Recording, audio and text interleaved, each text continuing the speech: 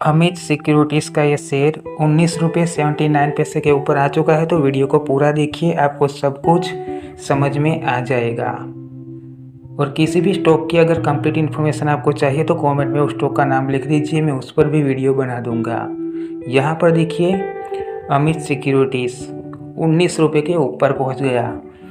तो यहाँ पर देखिए पिछले कुछ दिनों से यहाँ पर अपर सर्किट्स लग रहे हैं। देखिए अपर सर्किट 19.79 अपर सर्किट आज भी लगा है।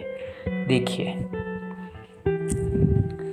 तो यहाँ पर इन्वेस्ट करना कितना रिस्की है वो मैं आपको बताऊंगा। तो एनालाइज कैसे करना है वो भी सिखाऊंगा, तो वीडियो को पूरा देखिए। अब देखिए ये स्टॉक NSE के ऊपर लिस्टेड नहीं है, सिर्फ BSE के ऊपर ही लिस्टेड है।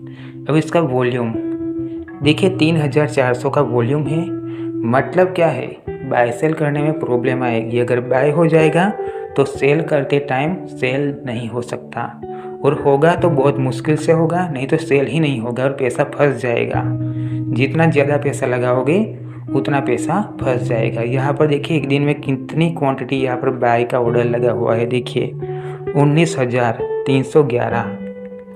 तो यहाँ पर भी एक रिस्क है।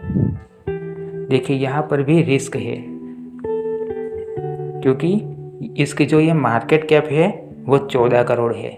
मतलब कि जिस भी ऑपरेटर्स के पास, ऑपरेटर्स तो दूर की बात है, किसी के पास अगर 14 करोड़ रुपए है तो वो यहाँ पर ज़्यादा क्वांटिटी को बाय करके अपर सर्किट लगा सकता है, क्योंकि इसकी जो मार्केट कैप है सिर्फ 14 करोड़ ही है।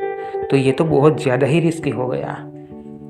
इतनी कम मार्केट कैप वाली कंपनी के अंदर इन्वेस्ट करना बहुत ही रिस्की रहता है। अब देखिए इसका PE रेशियो 19, लेकिन यहाँ पर देखिए इनका जो ROE है वो 4%, ये भी नेगेटिव। EPS देखिए, अब EPS, तो इसका EPS देखिए, तो EPS यहाँ पर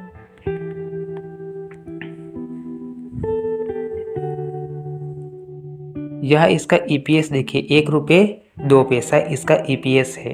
तो ये भी नेगेटिव है, क्योंकि यहाँ पर अपर सर्किट लग रहे हैं हर दिन। ठीक है, कितनी तेज़ी से प्राइस बढ़ रही है। तो ये तेज़ी से प्राइस बढ़ती है, वो तेज़ी से प्राइस कम भी होती है, ये बात समझिए। तो जितनी तेज़ी से प्राइस बढ़ता है उतनी तेज़ी से ही प्राइस गिरता भी है, कम भी होता है। तो यहाँ पर रिस्क रहेगा, इन्वेस्ट करना है तो यहाँ पर रिस्क रहेगा। देखिए वॉल्यूम भी कम है, इनका मार्केट कैप सिर्फ 14 करोड़ है। यहाँ पर देखिए दिखेगा आपको कि रेवेन्यू जनरेट किया है, लेकिन प्रॉफिट कितना है। 2024 की बात करें तो 15 लाख का प्रॉफिट, बहुत कम प्रॉफिट है। तो सिर्फ 15 लाख के प्रॉफिट के कारण इतने अपर सर्किट नहीं लग सकते, ये बात समझिए।